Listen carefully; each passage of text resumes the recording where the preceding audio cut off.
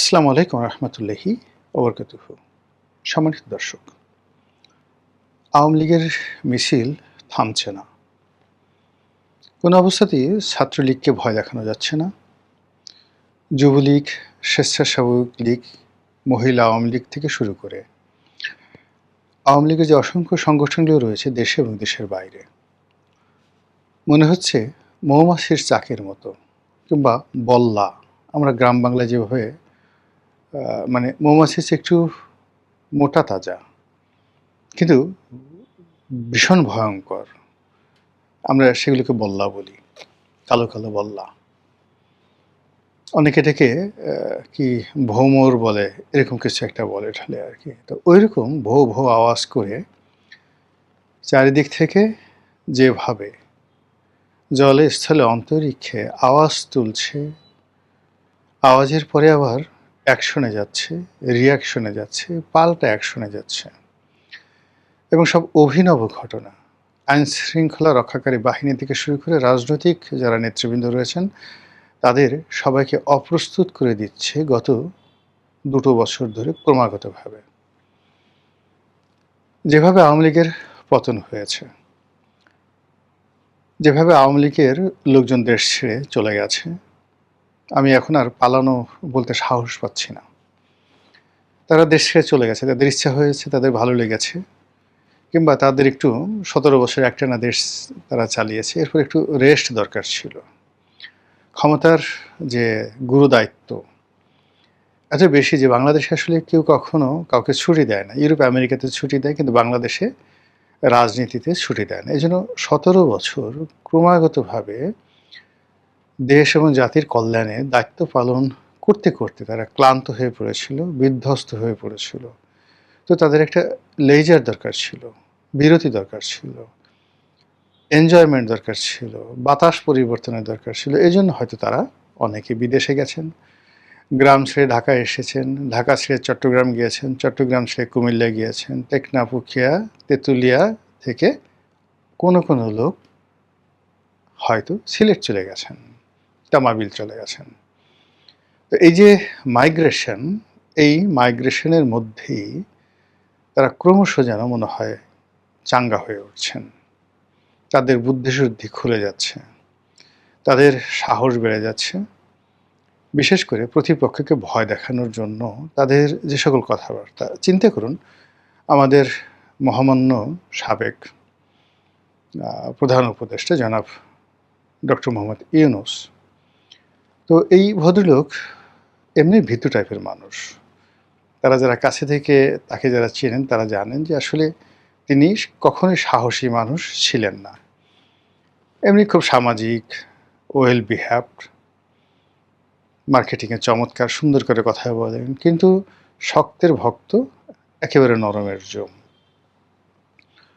তো এই মানুষটি যখন রাষ্ট্র ক্ষমতায় বসলেন তখন শেখ হাসিনা প্রায় প্রতিদিনই আমি চলে আসব, আমি এখন ঢুকছি, আমি সীমান্তের খুব কাছাকাছি আছি, মানে অ্যাজ ইট ইজ মনে হচ্ছে বেনাপোলের ওপারে আছে, তামাবিলে আছে, সিলেটের তামাবিলে আছে, কিংবা ত্রিপুরার যে সীমান্ত, আমাদের যে কুমিল্লা, আগরতলা, এই সীমান্তের খুব কাছাকাছি তিনি আছেন, যেন মুহূর্তে ১ ঘন্টার মধ্যে ঢুকে যেতে পারেন।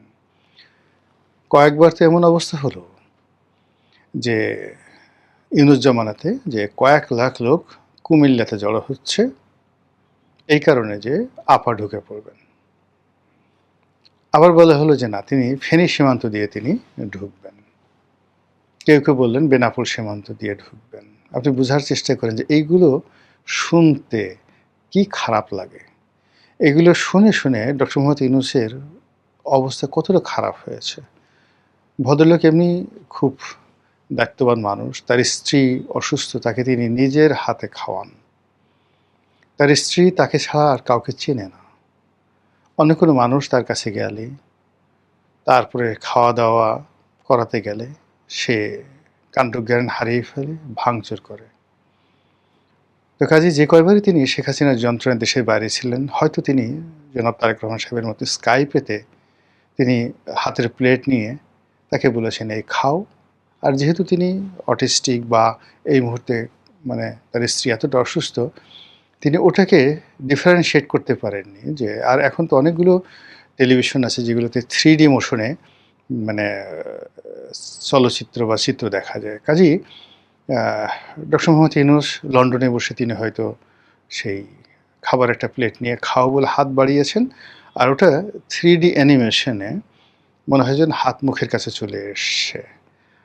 আর যদি চোখে কোনো চশমা পরিয়ে দেওয়া হয় তাহলে তো একেবারে লাইভ। তো সেক্ষেত্রে দেখা গেল যে ডক্টর মোহাম্মদ ইউনূস তাকে হাত বাড়িয়ে দিয়েছেন খাও, আর উনি তিনি হা করেছেন, আর ওই ফাঁকে পেছন থেকে কেউ হয়তো খাইয়ে দিয়েছে। এই কথাটা আমি খুব বললাম এই কারণে, খুব সিরিয়াসলি বললাম যে অনেকে ঠাট্টা করেন যে এখন তিনি তো প্যারিসে আছেন, এখন তিনি জাপানে চলে গেছেন, তার স্ত্রীর অবস্থা কী, বা তিনি যখন দায়িত্ব পালন করেছিলেন বা তখন তো প্রচুর 16-17 বার বিদেশে গেছেন, তখন তার স্ত্রীকে কে খাইয়ে দিয়েছে। আমাদের বেশিরভাগ মানুষ টেকনোলজি বুঝেন না। ডক্টর মোহাম্মদ ইউনূস একজন টেকনোলজির মানুষ। তিনি প্রথম গ্রামীণ ফোন বাংলাদেশে এনেছেন, কাজেই টেকনোলজি তিনি বুঝেন। কাজেই তার স্ত্রীকে এই অবস্থায় সেবা দেওয়ার জন্য যত টেকনোলজি প্রয়োজন তিনি সেটা প্রয়োগ করবেন। এমনকি তিনি যদি একেবারে তার মতো একটা রোবট তৈরি করে ফেলেন, as it is doctor Mohammad ইউনূসের মতো একটা রোবট তৈরি করে ফেলেন, এবং সেই রোবট তার মতো কথা বলছে, তার স্ত্রীর সামনে যাচ্ছে, ওই রোবোকপের মতো। তো এটা হতে পারে। এনিওয়ে, তো যখনই আমি চিন্তা করি যে এই যে শেখ হাসিনা আমি আসছি, আমি ঢুকে পড়ছি, এই ধরনের আওয়াজ বের হতো, তখন ডক্টর মোহাম্মদ ইউনূসের হাতে যদি তার স্ত্রীর জন্য খাবারের প্লেট থাকতো, কিংবা তার হাতে যদি খাবারের গ্লাস থাকতো, তাহলে সেগুলোর অবস্থা কী হতো। তো বোঝার চেষ্টা করেন শেখ হাসিনা এতটা অমানবিক। একজন ৮৮ বছর বয়স্ক বৃদ্ধ মানুষ, তাকে ভয় দেখাতে তিনি কোনো রকম কার্পণ্য করেন না, কোনো রকম মানবিকতা দেখান না। এইভাবে তিনি তার নিজের দুষ্টু বুদ্ধি, তার দলের যে সকল নেতা আছেন, বিশেষ করে যারা লড়াই সংগ্রামে তার পরীক্ষিত, যেমন বাহাউদ্দিন নাসিম, আলাউদ্দিন নাসিম, জাহাঙ্গীর কবির নানক, তো ওনারা সবাই রাজপথে বিভিন্ন সময় শেখ হাসিনার নানা হুকুম পরিকল্পনা বাস্তবায়ন করতে একেবারে সিদ্ধহস্ত।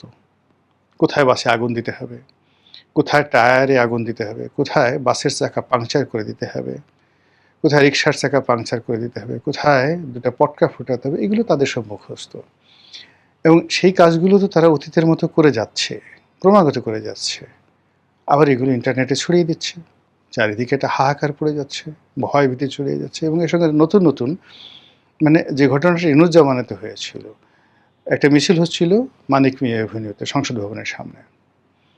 তো সেখানে পুলিশের সামনে দিয়ে মিছিল করে করে যাচ্ছিল।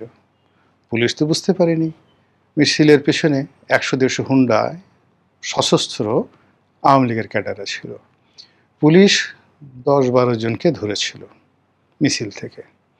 অমনি একেবারে বল্লার মতো, এবার ওই যে আমি যে প্রথমে বললাম বল্লার মতো ভো করে উড়ে এসে পুলিশগুলোকে এমনভাবে ঘেরাও করে ধরলো, পুলিশ ছেড়ে দে মাকে দেবাসী, ওই ১০ জনকে তো ছেড়ে দিলই, এমন দৌড় দিল সেই ভো দৌড়ে, মানে চারিদিকে একটা হই হই রই রই রব পড়ে গেল।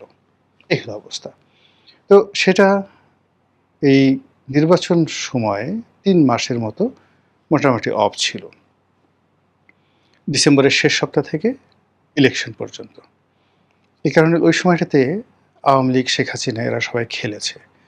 এখন তারেক রহমান সাহেব ক্ষমতা আসার পর তার সাথে নেগোসিয়েশন করার জন্য হোক, তাকে ভয় দেখার জন্য হোক, জামাতের সঙ্গে বন্ধুত্ব করতে হোক, বা জামাত বিএনপির মধ্যে অন্তর্ঘাত দ্বন্দ্ব সংঘাত সৃষ্টি করার জন্য হোক, হোয়াট এভার মেবি, তিনি কতটা ইফেক্টিভ আপনি চিন্তা করুন।